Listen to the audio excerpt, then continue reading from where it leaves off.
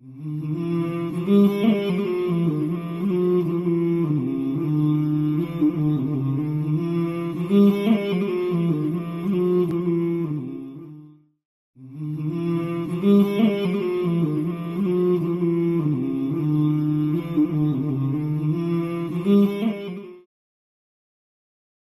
اللہ الرحمن الرحیم۔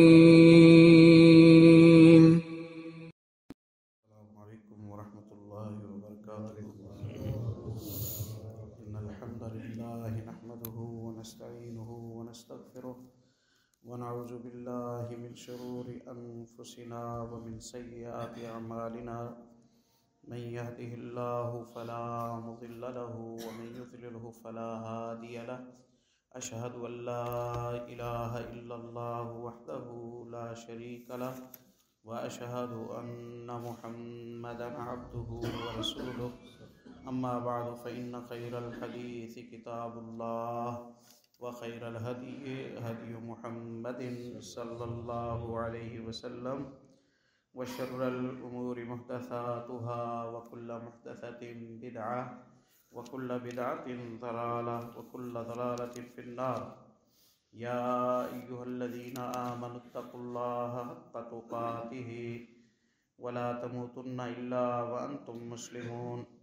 یا ایہا الناس اتقوا ربکم الذی خلقکم من نفس واحدہ وخلق منها زوجها وبث منهما رجالا كثيرا ونساء، واتقوا الله الذي تساءلون به والارحام ان الله كان عليكم رقيبا۔ يا ايها الذين آمنوا اتقوا الله وقولوا قولا سديدا يصلح لكم اعمالكم ويغفر لكم ذنوبكم، ومن يطع الله ورسوله فقد فاز فوزا عظيما۔ حمد و ثنا کے بعد مسلم معاشرے میں گھروں کے ٹوٹنے اور طلاقوں کی کثرت کے اسباب کیا ہیں، اس حوالے سے ہم اپنی تربیتی اصلاح کی بات کر سن رہے تھے، جس سے ہمیں کئی باتوں کا علم ہوا، جن کا خلاصہ یہ ہے کہ ہمارے معاشرے کی بے دینی اور ہماری دینی تعلیمات اور اصولوں پر تربیت کا جو فقدان ہے، زیادہ گھروں کے ٹوٹنے میں اس کا دخل ہے۔ ایک زوجہ بطور زوجہ شرعاً کیا ذمہ داریاں رکھتی ہے، کیا حقوق رکھتی ہے، کیا فرائض رکھتی ہے، وہ ان سے آگاہ نہیں ہوتی۔ آگاہ نہ ہونے کی وجہ سے اسے وہ مراعات اور وہ سہولیات بھی اپنے حق محسوس ہوتے ہیں جو دراصل اس کے حق نہیں تھے، اور اسے وہ کفالتیں اور وہ مالی معاونتیں بھی اپنی ڈیوٹیاں، ذمہ داری اور فرائض محسوس ہوتی ہیں جو دراصل اس کے فرائض نہیں تھے۔ بنیادی مسئلہ اس کا یہ ہوتا ہے کہ اسے نہ اپنے حقوق کا صحیح تعارف ہوتا ہے، نہ اسے اپنی ذمہ داریوں کا صحیح تعارف ہوتا ہے۔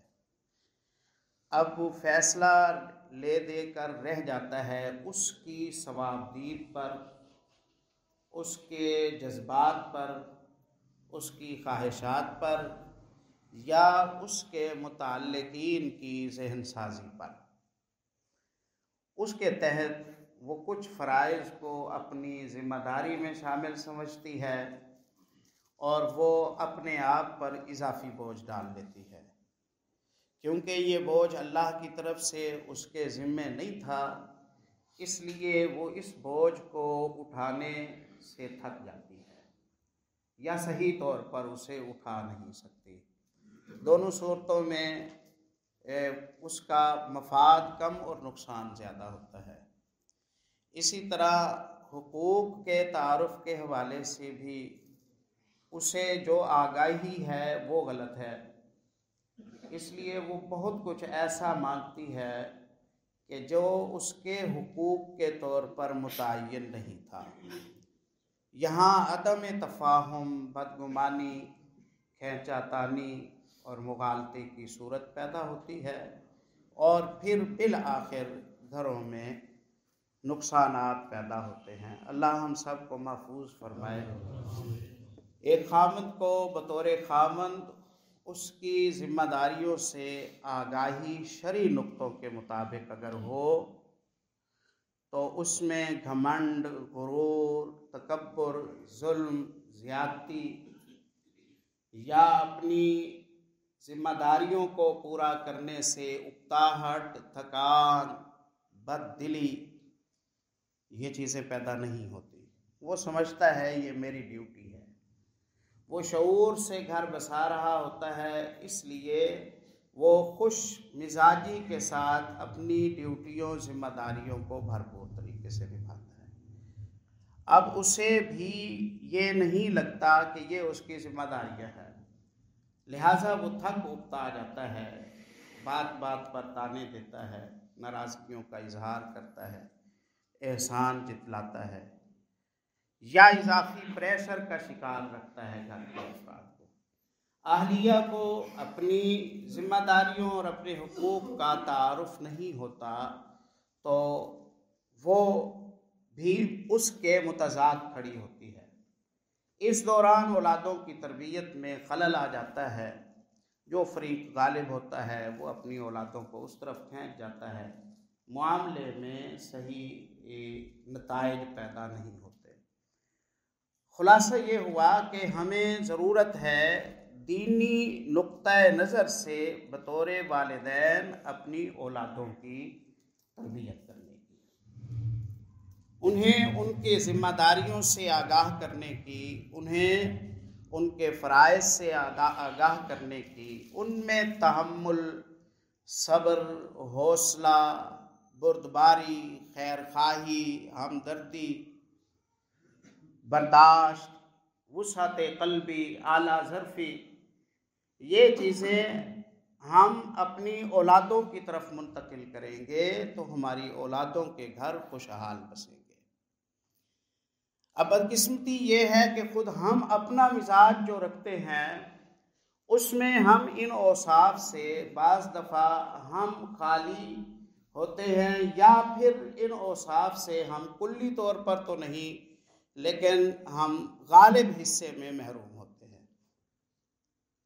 ہم مقابلہ بازی کا شکار ہوتے ہیں، ہم حسد کا شکار ہوتے ہیں، ہم چغلیاں کرتے ہیں، ہم تنگ دلی کا شکار ہوتے ہیں، ہم بدگمانیوں کا شکار ہوتے ہیں۔ ہماری زبانیں ہماری برادریوں کے بارے میں، ہمارے کنبوں سے متعلق، ہمارے خاندانوں سے متعلق، ہمارے احباب سے متعلق، ہمارے رشتہ داروں سے متعلق، جن پر صدقے کا حکم تھا، جن کے ساتھ صلہ رحمی کا حکم تھا، جن کے ساتھ بنا رکھنے کا حکم تھا، ہم خود ان سے اظہار نفرت کر رہے ہوتے ہیں اپنے قول و فعل کے ذریعے۔ ہمارا یہ معنوی اثر وہ ہماری اولادوں میں، ہماری بیٹیوں میں، ہمارے بیٹوں میں، ہمارے احباب میں وہ منتقل ہوتا رہتا ہے، سرایت کرتا رہتا ہے۔ تو یوں آبے کا آوا جیسے آپ کہتے ہیں اس میں بگاڑ پیدا ہوتا ہے۔ نبی پاک صلی اللہ علیہ وسلم نے جو جماعت، جو افراد، جو شاگرد تیار فرمائے ان میں آپ صلی اللہ علیہ وسلم نے مثبت سوچیں پیدا فرمائی، اعلیٰ ظرفی آپ صلی اللہ علیہ وسلم نے پیدا فرمائی۔ اس لیے کبھی آپ صلی اللہ علیہ وسلم کو کسی کی غیبت کرتے ہوئے نہیں دیکھا گیا، کسی کی غیبت سنتے ہوئے نہیں دیکھا گیا، سن کر خاموشی سے گزر جاتے ہوئے آپ صلی اللہ علیہ وسلم کو نہیں دیکھا گیا۔ تو معاملہ طول پکڑنے سے پہلے رک جاتا تھا۔ وہ مومنانہ کردار اور غیر مومنانہ جو کردار ہے اس کا فارق آپ دیکھیے، مستلق کے غزوے سے، بنو مستلق کے غزوے سے رسول اللہ صلی اللہ علیہ وسلم واپس آ رہے ہیں۔ ایک مہاجر اعرابی وہ پہلے آیا، پانی کی کیونکہ کمی ہوتی تھی، مجمع زیادہ ہوتا تھا، تو پانی پلانے کے لیے ہر کسی کی خواہش ہوتی تھی کہ پہلے میں پہنچ جاؤں۔ یہ اعرابی اپنے کنبے کے لیے چشمے پر پہلے قابض ہوا، پتھروں کی باڑ لگائی، وہاں بیٹھ گیا، اوپر چمڑے کی چادر ڈال دی، پہلے اپنے قبیلے کے لوگوں کو پانی پلا لوں گا، اس کے بعد باقیوں کے لیے چھوڑوں گا۔ اس دوران ایک انصاری آیا، اس نے آ کے اپنی اونٹنی کی لگامیں چھوڑ دی کہ پانی پی لے اور چمڑا ہٹا دیا۔ سردی گرمی ہو گئی، انسانی معاشرہ ہے، ہو جاتی ہے۔ اب یہاں دیکھنے والے کا کردار ہے کہ وہ اسے کیسے دیکھتا ہے اور کیسے رہنمائی کرتا ہے، یہ مومنانہ کردار ہے۔ لیکن بدقسمتی سے وہاں عبداللہ ابن ابی رئیس المنافقین آ گیا، بخاری کی حدیث ہے، اس نے یہاں چنگاری اڑا دی۔ یہاں اس نے تلخی کا معاملہ ہے، اس نے وہاں چنگاری اڑائی، یہاں تک نوبت پہنچ چکی ہے، اب یہ ہمیں پانی بھی نہیں پینے دیں گے، اور کرو ان کی خدمتیں اور خرچے کرو ان پر، اور انہیں گھر خالی کر کر کے دو۔ لوگوں کی پہچان ہی نہیں رکھتے ہو، اس کے منہ میں جو آیا اس نے کہا۔ جبکہ یہاں کوئی شریف النفس اور مثبت سوچ والا انسان آ جاتا تو وہ دونوں کو اس تلخی سے روک کر ان کو ٹھنڈا میٹھا کرتا اور کہتا کوئی فرق نہیں پڑتا، آپ کے بھائی پہلے پانی پلا لیں، ہم بعد میں پی لیں گے، اس میں کون سی پریشانی والی بات ہے۔ لیکن وہ ایک شرارتی مزاج کا انسان تھا، اس نے چنگاری اڑا دی۔ اس چنگاری کے اڑنے سے قریب تھا کہ ان دونوں فریقوں کے درمیان جنگ ہی چھڑ جائے، کہ وہاں نبی پاک صلی اللہ علیہ وسلم پہنچا۔ آپ صلی اللہ علیہ وسلم نے اس معاملے کو سنبھالا، آپ صلی اللہ علیہ وسلم نے اس معاملے کو سنبھالا اور آپ نے فرمایا یہ کیا بات ہوئی، یہ کوئی وجہ تنازع ہے کہ جس پر جنگ چھڑ جائے، اس پر کوئی اور نوعیت کی بات نہیں ہو سکتی، کوئی سمجھنے سمجھانے کی بات نہیں ہو سکتی۔ آپ صلی اللہ علیہ وسلم نے سخت ناراضگی کا اظہار فرمایا، معاملہ رفع دفع ہو گیا، معاملہ رفع دفع ہو گیا۔ تو جب دو فریق آپس میں بالکل تیار ہوتے ہیں کہ یہ گھر توڑ دیں، وہاں ان کی خوش قسمتی سے کوئی پاکیزہ سوچ والا بندہ انوالو ہو جائے، گھر بچ جاتا ہے، ورنہ گھر ٹوٹ جاتا ہے، حالانکہ ٹوٹنے کی کوئی وجہ پیچھے نہیں ہوتی، بس وجہ یہ ہوتی ہے کہ چند بے سمجھ لوگ اس معاملے میں انوالو ہو جاتے ہیں۔ بیائی نہیں اسی طرح کا معاملہ ہے۔ سیدنا سعد بن عبادہ رضی اللہ تعالیٰ عنہ بیمار ہیں، نبی پاک صلی اللہ علیہ وسلم ان کی تیمارداری کے لیے تشریف لے جا رہے ہیں، غالباً جابر ابن عبداللہ یا عبداللہ ابن عمر رضی اللہ تعالیٰ عنہ پیچھے بیٹھے ہوئے ہیں۔ آپ ایک مجلس سے گزرے، اس مجلس میں اخلاق من الناس بیٹھے ہوئے تھے، کچھ مشرکین ہیں، کچھ یہود ہیں اور کچھ مسلمان ہیں، وہاں کی ساری آبادی تھی، سارے لوگ بیٹھے ہوئے تھے۔ آپ صلی اللہ علیہ وسلم وہاں سے گزرے، آپ صلی اللہ علیہ وسلم نے سلام کیا، پھر آپ صلی اللہ علیہ وسلم وہاں کچھ دیر ٹھہرے اور آپ نے لوگوں کو نصیحت کی، آپ نے لوگوں کو نصیحت کی۔ عبداللہ ابن ابی، یہ بدر سے پہلے کی بات ہے، بدر کے بعد تو عبداللہ ابن ابی نے کلمہ پڑھ لیا تھا اور وہ بطور مسلمان اپنے آپ کو اس نے مسلم معاشرے میں ظاہر کیا، لیکن اس سے پہلے وہ صاف مخالفت کیا کرتا تھا اور مسلمان نہیں تھا۔ آپ صلی اللہ علیہ وسلم نصیحت فرما رہے ہیں، اس دوران اس نے اپنے ناک پر رومال رکھا ہوا تھا کہ گدھا جب گدھے پر سوار ہو کے آئے رسول اللہ صلی اللہ علیہ وسلم تو گدھے کی وجہ سے گرد و غبار ہوئی، تو اس نے یہاں کپڑا رکھا اور اس نے کہا لا تغبروا علینا، یہ گرد کیوں اڑاتے ہو ہم پر، نعوذ باللہ۔ توہین، اصل میں تو رسول اللہ صلی اللہ علیہ وسلم پر اعتراض تھا کہ آپ نے یہ کیا کیا، ہمیں تکلیف دے دی۔ پھر آپ صلی اللہ علیہ وسلم سے وہ کہتا ہے کہ ما احسن ما تقول ایھا المرء، اے جوان آپ کی باتیں اچھی ہیں، لو کان حقاً، اگر سچ بھی ہوتی تو، نعوذ باللہ من ذالک، باتیں تو سچ تھی لیکن وہ اپنا بغض باطل نکال رہا ہے۔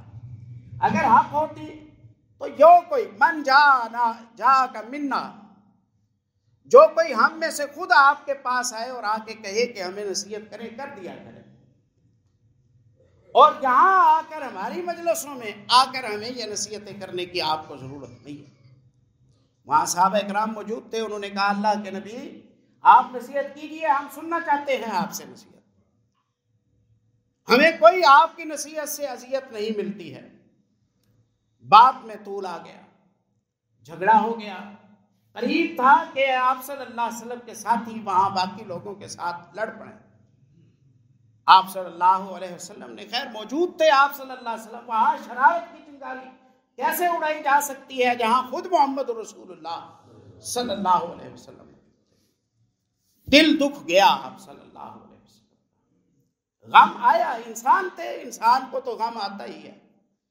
غمگین ہوئے آپ صلی اللہ علیہ وسلم کہ ہم نے وہ زیادتی کی نہیں تھی جو ہم پر ڈال دی گئی، ہم نے آداب مجلس میں کوئی خرابی نہیں کی تھی، خام خواہ بندے نے ہم پر ناراضگی کا اظہار کیا، اتنی بات نہیں تھی جتنی بات اس نے بنا دی۔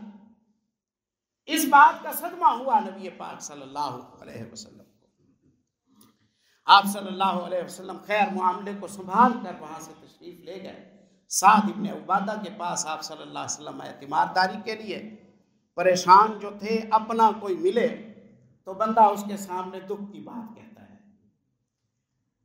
یہ اپنائیت کا انداز ہے۔ اور نبی پاک صلی اللہ علیہ وسلم سعد ابن عبادہ کے پاس گئے، آپ نے کہا دیکھتے ہو ابو حباب نے یہ باتیں کی ہیں۔ تو سعد ابن عبادہ رضی اللہ تعالیٰ عنہ نے یہ نہیں کہا اللہ کے نبی ان کے خلاف جنگ چھیڑ دیجئے، اس کی کیا ہمت ہوئی، کیا جرت ہوئی، کیوں اس نے یہ کیا، ہم موجود نہیں تھے ورنہ تو خون بہہ جاتا، یہ ہو جاتا۔ نہیں، سعد ابن عبادہ نے کہا اللہ کے نبی میں وجہ سمجھتا ہوں، ابن ابی آپ سے اس قدر جیلس کیوں ہے؟ اس بستی اور اس آبادی کے لوگ اس کے لیے تاج سلطنت تیار کر چکے تھے، تاج بادشاہی تیار کر چکے تھے، آپس کی 120 سالہ جنگوں سے لڑ کے تھک چکے تھے، 4 نسلیں کٹ چکے تھے۔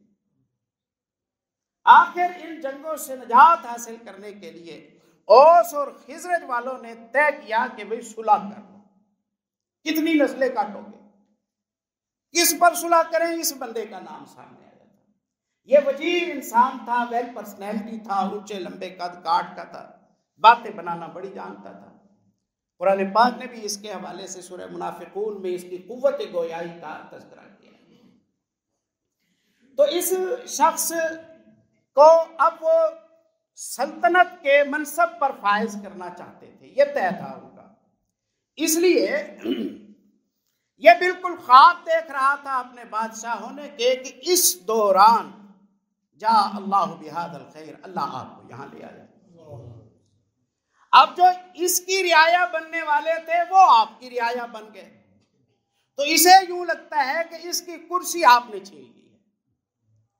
تو یہ ایک اس کا فطری جذبہ ہے، یہ ایک اس کی کمزوری اور اس کا احساس ہے کہ یہ آپ سے ناراض ہوتا ہے اس بات پر۔ تو میرا یہ خیال ہے کہ آپ اس کی بات کو زیادہ اس کی بات پر زیادہ توجہ نہ کیجیے، یہ مجبوری ہے اس کی کرنے دی۔ آپ صلی اللہ علیہ وسلم کو تسلی بھی دے دی اور معاملے کو الجھایا نہیں۔ 2 کردار آپ کے سامنے میں نے رکھے ہیں، ایک کردار جہاں مصالحت ہو سکتی تھی اس میں طول دینے والے نے طول دیا، ایک کردار کے جہاں معاملے میں بگاڑ پیدا ہو سکتا تھا اور وہاں ایک شریف النفس انسان کے ہاتھ میں معاملہ آیا اور اس نے اس کے اسباب کو سمجھا اور صبر کی تلقین کر دی، ہم نے پچھلے خطبہ جمعہ میں بھی یہ بات ذکر کی تھی کہ ہمارے گھروں کے ٹوٹنے کا، بدگمانیوں کا، برادریوں میں لڑائیوں کا، اتنی بدقسمتی کی صورتیں ہم اپنے معاشرے میں دیکھتے ہیں کہ داماد اپنے سسر کے گریبان پہ ہاتھ ڈال لیتا ہے، اور زوجہ کے بھائی آ کر اپنے ہی بہنوئی کو مار کوٹ کر چلے جاتے ہیں، یا وہ انہیں مارتے اور کوٹتے ہیں۔ یعنی جہاں صلہ رحمی چاہیے تھی، یہاں یہ ایک دوسرے کے دست و گریبان نظر آتے ہیں۔ اس کی وجہ یہی ہے کہ ہم نے برداشت اور حوصلہ نہیں سکھایا ہوتا، ہم نے صبر و تحمل نہیں سکھایا ہوتا، ہم نے اپنائیت اور ہمدردی نہیں سکھائی ہوتی، ہم نے خیر خواہی اور اعلیٰ ظرفی نہیں سکھائی ہوتی، جس کے نتیجے میں ہم معاملات کو الجھا دیتے ہیں۔ ام المومنین سیدہ حفصہ بنت عمر بن خطاب رضی اللہ عنہ کے حوالے سے ایک لمبی حدیث ہے، پورا واقعہ بیان کرنا مقصود نہیں ہے۔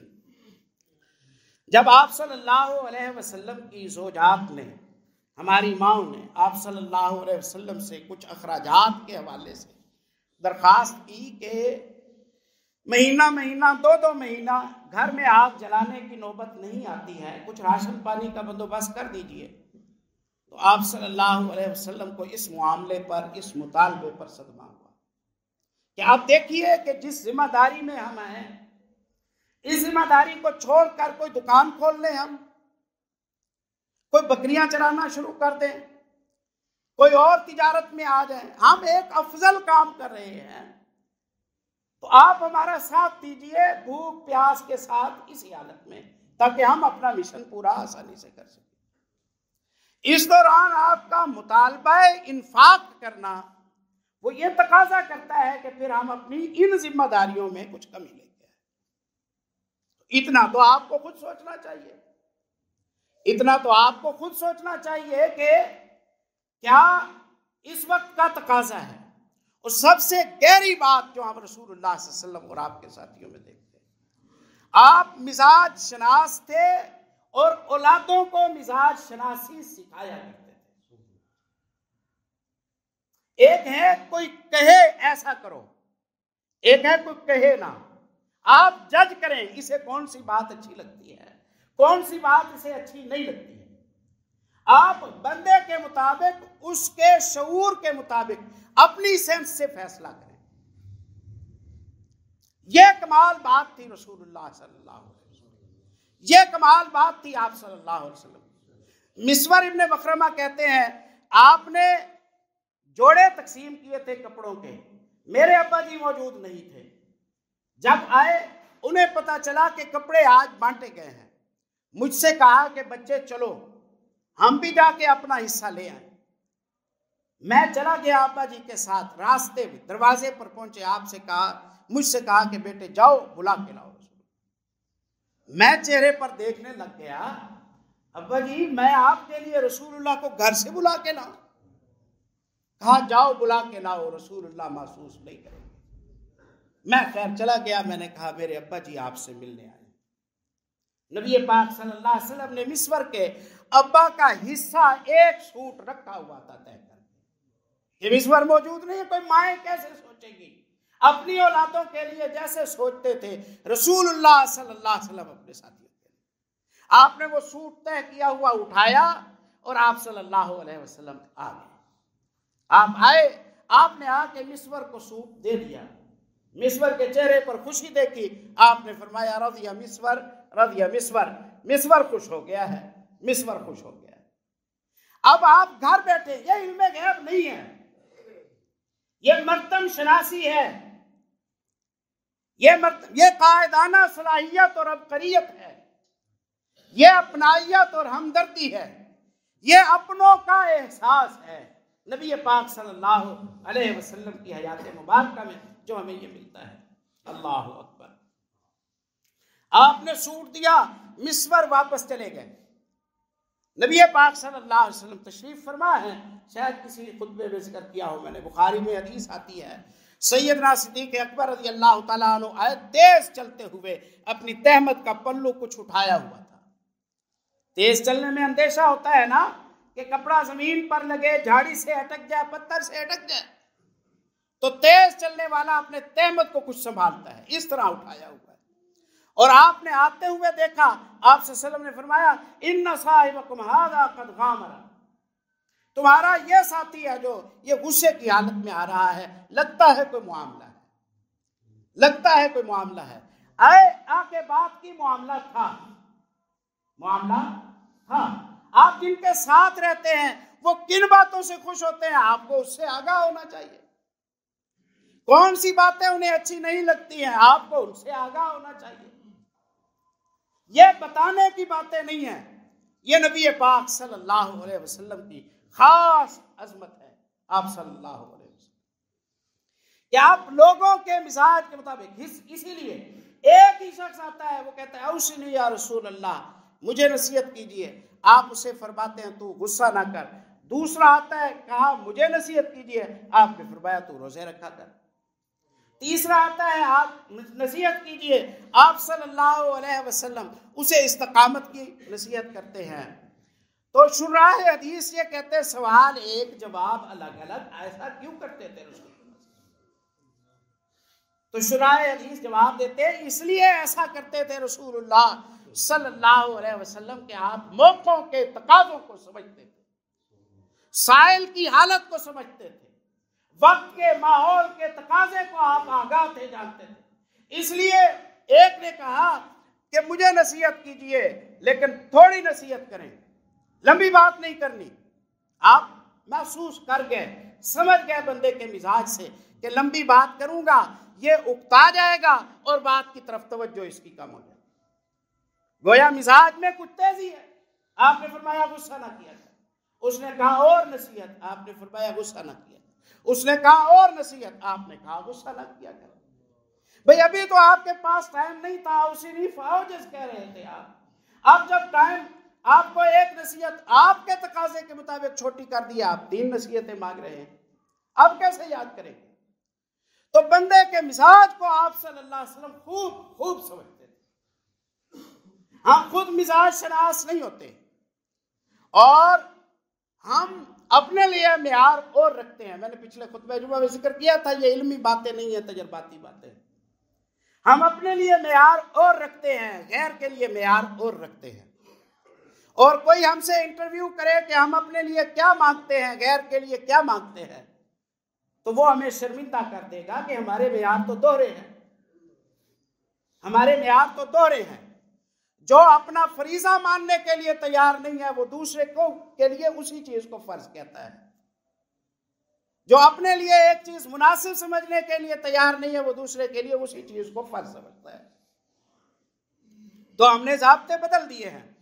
تو آپ صلی اللہ علیہ وسلم میں مزاج شناسی بڑی تھی، مزاج شناسی بڑی تھی۔ موقع کو دیکھتے، افراد کو دیکھتے، اس کے مطابق انہیں آپ صلی اللہ علیہ وسلم ڈیل فرمایا کرتے تھے۔ تسبیحات فاطمہ رضی اللہ تعالیٰ عنہ والی حدیث آپ کے سامنے ذکر ہوئی پچھلے جمعے میں بھی، ویسے بھی آپ جانتے ہیں۔ مطالبہ تھا کہ غلام دے دیجئے، باہر کے کام کر آئے، چکی چلا دیا کرے، پانی بھر آیا کرے۔ آپ صلی اللہ علیہ وسلم نے یہاں بطور سسر علی رضی اللہ تعالیٰ عنہ سے کوئی ناراضگی نہیں فرمائی کہ میاں آپ کو جو امانت دی تھی یہ پانی آپ بھر آیا کریں، یہ آٹے کی پسائی، گندم کی پسائی خود کر دیا کریں، کیوں اپنے گھر والوں پر اتنا بوجھ ڈالا ہوا ہے؟ دیکھو میری بچی کے ہاتھوں پر چھالے پڑا ہے۔ وجہ تنازع آج کا کوئی بے سمجھ ہوتا تو ہو سکتا تھا نا،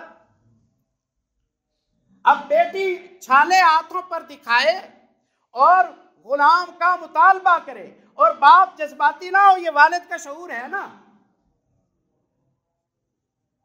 یہ والد کا شعور ہے۔ وہ فرماتی ہے میں نے چھالے ہاتھ پر دکھائے، میں نے چھالے ہاتھ پر دکھائے اور میں پیغام دے گئی۔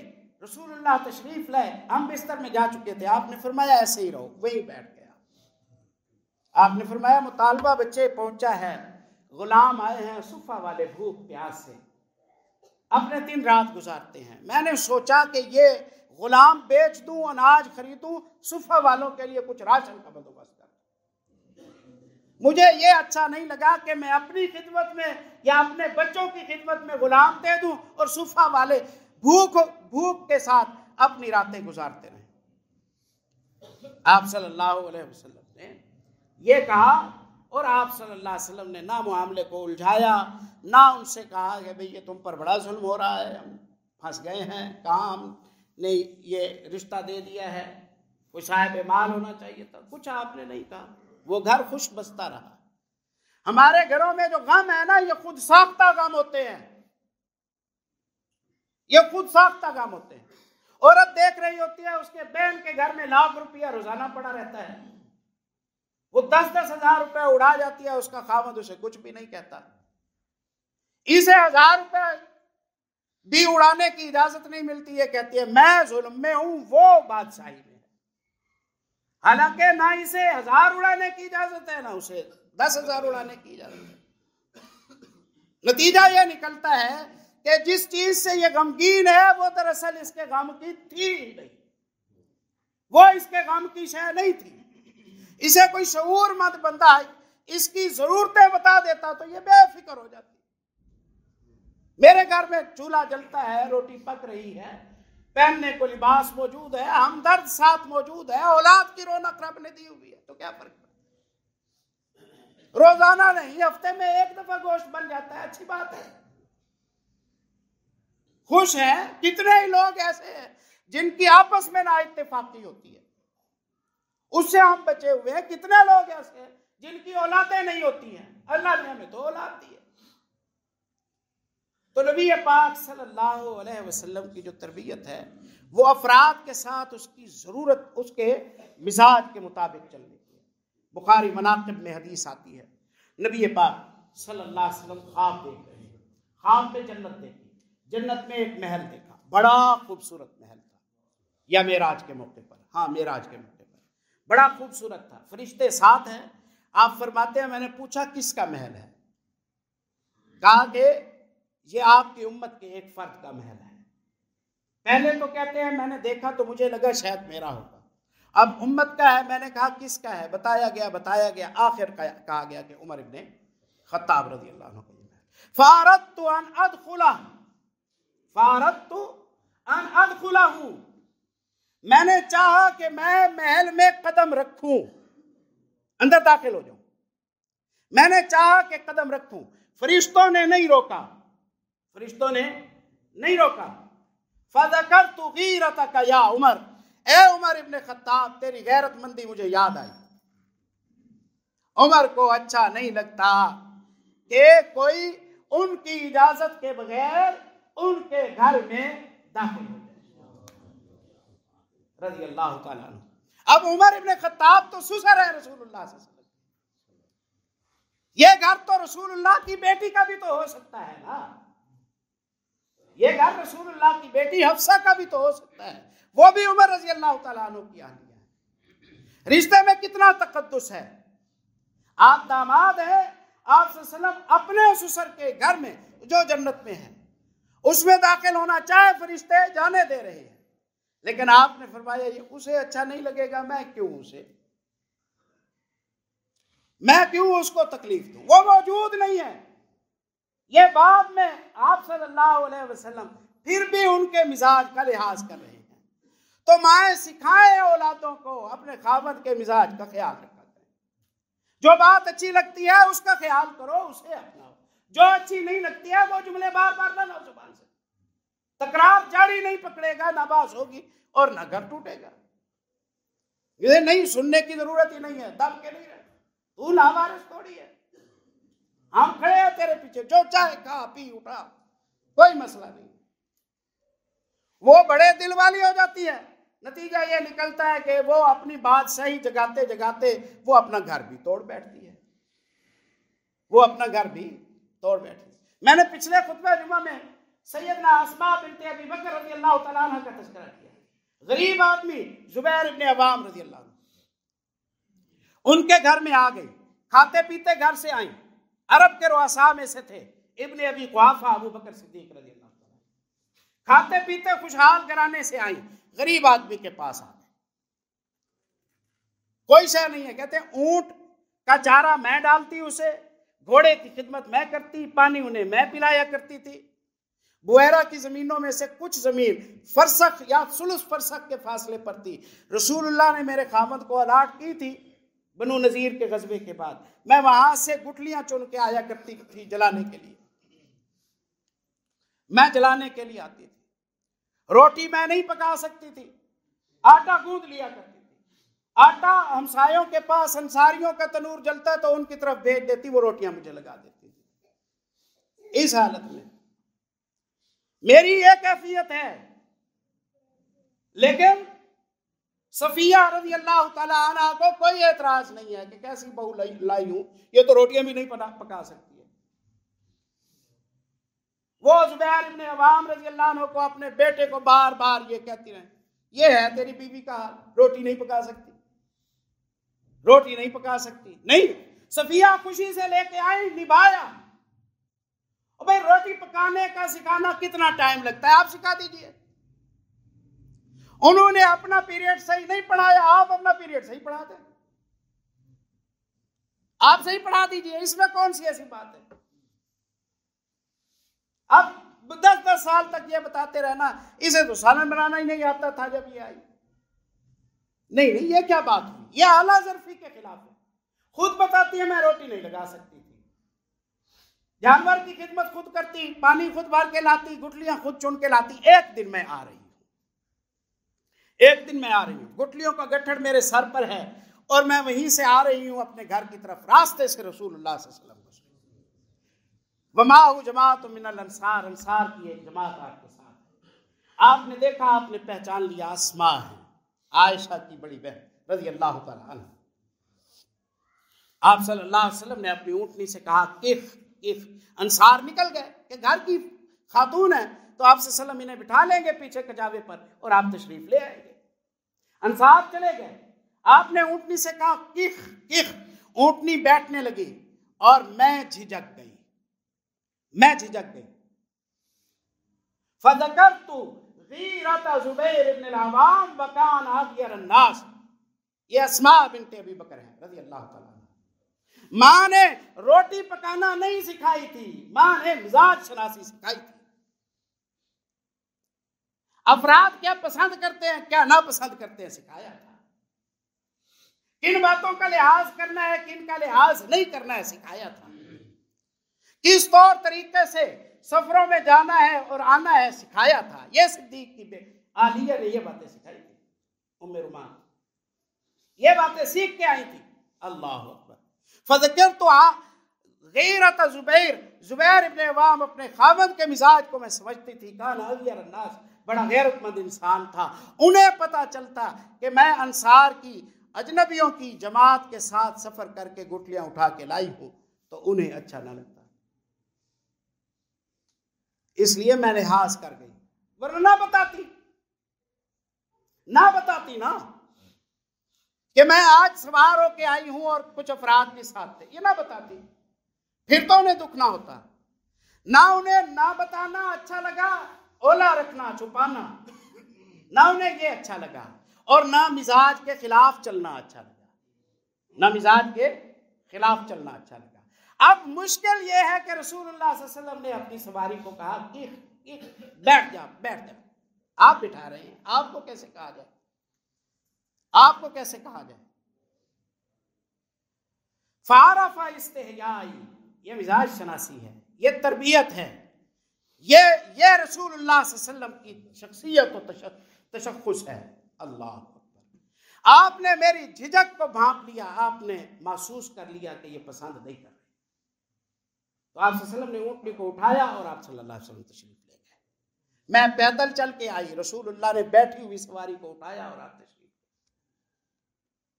گھر میں آ کے تانا نہیں دیا آج تمہاری بہن نے ایسا کیا ہے. میں نے سواری بٹھائی بھی تھی, وہ بیٹھی بھی نہیں, اس نے میری بات نہیں مانی, یہ تانا نہیں دیا. ہم تو بہت دفعہ جرم کسی کا ہوتا ہے, بڑاس کسی پر نکال رہے ہوتے ہیں, صرف اس لیے نکال رہے ہوتے ہیں کہ اس کی جرأت ہے یہ بات کر سکے ہم سے. اللہ اکبر. نبی پاک صلی اللہ علیہ وسلم تشریف لے گئے, آپ تشریف لے گئے. میں گھر آئی, میں نے اپنے خاوند کو بتایا آج اس طرح کی پریشانی بن گئی تھی. میں گٹھلیاں لے کے آ رہی تھی, رسول اللہ صلی اللہ علیہ وسلم وہاں سے گزرے, انصار کی ایک جماعت موجود تھی, آپ نے سواری بٹھائی, میں آپ کی غیرت دیکھ کر میں ٹھہر گئی، میں نہ بیٹھی، آپ صلی اللہ علیہ وسلم واپس تشریف لے گئے۔ تو انہوں نے اظہار ہمدردی کیا، انہوں نے کہا سچی بات یہ ہے کہ تمہارا رسول اللہ کے ساتھ آنا مجھے دکھ نہ دیتا، جب تم گٹھڑیاں اٹھا کر آ رہی ہوتی ہو، گٹھلیاں اٹھا کر آ رہی ہوتی ہو، یہ بات مجھے زیادہ مشکل لگتی ہے۔ مجبوری کیا ہے؟ مجبوری یہ ہے کہ میں جن کاموں میں ہوں وہ کام میں نہیں چھوڑ سکتا۔ اسے عالیہ بھی سوچ رہی ہے، سمجھ رہی ہے۔ تو صدیق رضی اللہ تعالیٰ عنہ نے فرماتی ہے اسماء بنت ابی بکر رضی اللہ عنہ، میری اس پریشانی کو دیکھا کہ میری بچی جسے ہم سونے کے لقمے کھلاتے رہے، جس کی ساری ڈیمانڈیں ہم پوری کرتے رہے، جو آنکھوں کا تارا تھی، وہ اس حالت میں ہے۔ تو انہوں نے ایک غلام میری خدمت پر لگا دیا، انہوں نے ایک غلام میری خدمت پر لگا دیا اور اس کی ڈیوٹی لگائی کہ تم نے زبیر کے اونٹ کو بھی سنبھال کرنی ہے، اس کے گھوڑے کی بھی سنبھال کرنی ہے، گٹھلیاں بھی چن کے آنی ہے، لکڑیاں بھی اٹھا کے آنی ہے، یہ سارے کام تم نے کرنے۔ اللہ اکبر، یہ کام کر کے ہے۔ اسماء بنت ابی بکر رضی اللہ عنہ کہتی ہیں کأنہ آتقنی، ابا جی نے میری خدمت پر غلام لگا دیا، مجھے یوں لگتا ہے کہ مجھے ابا جی نے آزاد کر دیا، میرے تو سارے کام آسان ہو گئے۔ اب ابا جی نے ان کی خدمت پر کسی کو نہیں لگایا، یا تو ان کی خدمت پر ہوتا کہ بھئی کپڑے دھو دینا، ناشتہ بنا دیا کرو، سبزی کاٹ دیا کرو۔ ابا جی نے زبیر کی خدمت پر لگایا، خامد کی خدمت پر، داماد کی خدمت پر بندہ لگایا۔ ان کا بوجھ ہلکا ہوا تو یہ شکر کر رہی ہیں، یہ شکر کر رہی ہیں۔ تو قدردانی، مزاج شناسی، کس کو کیا پسند ہے، کس کو کیا پسند نہیں ہے۔ بڑا جامع جملہ کہا رسول اللہ صلی اللہ علیہ وسلم حجۃ الوداع کے موقع پر، جب آپ صلی اللہ علیہ وسلم نے حقوق کا تذکرہ فرمایا نا، تو آپ نے دو باتیں کی۔ پہلے مردوں کے حقوق بیان کیے، تمہارے حق یہ ہے، تمہارے حق یہ ہے، تمہاری بیویوں کے ذمہ۔ ان حقوق میں آپ نے کہا کہ تمہارا حق یہ ہے کہ تمہاری بیویاں لا یاذن فی بیوتکم من تکرہون، جن لوگوں کا تمہارے گھروں میں آنا جانا تمہیں پسند نہیں ہے، جن لوگوں کا تمہارے گھروں میں آنا جانا تمہیں پسند نہیں ہے، ایک صالح بیوی کا کام یہ ہے کہ وہ اسے اجازت نہ دے۔ یہ تو میری بہن کا بیٹا ہے، آئے گا ہی آئے گا، روک کے دکھاؤ تم کون ہوتے ہو روکنے والے؟ یہ تو میرا بھائی ہے، یہ تو میرا منہ بولا بھائی ہے، ان کے ساتھ تو ہمارے گھریلو تعلقات تھے پرانے، اس کو تم کون ہوتے ہو روکنے والے؟ یہی ہوتی ہے نا وجہ، وہ پسند نہیں کرتا۔ خاوند اگر روک دے کہ فلاں قسم کی خواتین آپ کے پاس نہ آئے تو انہیں چاہیے کہ وہ روک دیں۔ بیوی گھر والے پسند نہیں کرتے ہیں، اس لیے آپ تشریف نہ لایا کریں، ختم بات۔ ہم پابند ہیں، لا یاذن فی بیوتکم من تکرہون ولا یؤتین فرشکم لمن تکرہون، اور جنہیں تم پروٹوکول نہیں دینا چاہتے کہ ان کے لیے بیٹھک کھولی جائے، صوفوں میں انہیں بٹھایا جائے، چائے پانی انہیں پلایا جائے، تم چاہتے ہو کہ انہیں زیادہ پروٹوکول نہ ہو، گھروں کے دروازے ان کے لیے نہ کھولے جائیں۔ خبردار، مومنات عورتوں کو اجازت نہیں ہے کہ ان کے لیے دروازے کھولے، یہ تو میرا فلاں لگتا ہے، آئے گا ہی آئے گا، تم روک کے دکھاؤ۔ اب وہ اس ضد میں یہ اپنی جیت چاہتی ہے، وہ اپنی جیت چاہتا ہے، نتیجہ یہ نکلتا ہے کہ کام خراب ہو جاتا ہے۔ تو تعین حقوق میں اور آگاہی فرائض میں اگر ہم کہیں کامیاب ہو جائیں تو ہماری یہ الجھن ہی ختم ہو جائے۔ ہم خلط کر بیٹھے ہیں معاملات کو، جس کی وجہ سے میں صرف حقوق مانگتا ہوں اور فرائض سے میں آگاہ ہونے کے لیے بھی تیار نہیں، اور متعلق بندہ وہ صرف حقوق مانگتا ہے، وہ اپنے فرائض سے آگاہ ہونے کے لیے تھوڑا سا قربانی دینے کا جذبہ ہو اور اسلامی دینی تربیت ہو۔ نبی پاک صلی اللہ علیہ وسلم نے کیسے بسوائیں اپنی بچیاں، اپنے گھر کے افراد، اور کیسے بسائیں دوسروں کی بچیاں اپنے گھروں کے اندر، اسے کچھ ہم نے پڑھا ہوا ہو تو یہ صورتیں نہیں بنتی جو صورتیں ہمارے معاشرے میں بنتی ہیں۔ اللہ مجھے اور آپ کو سمجھنے کی توفیق دے۔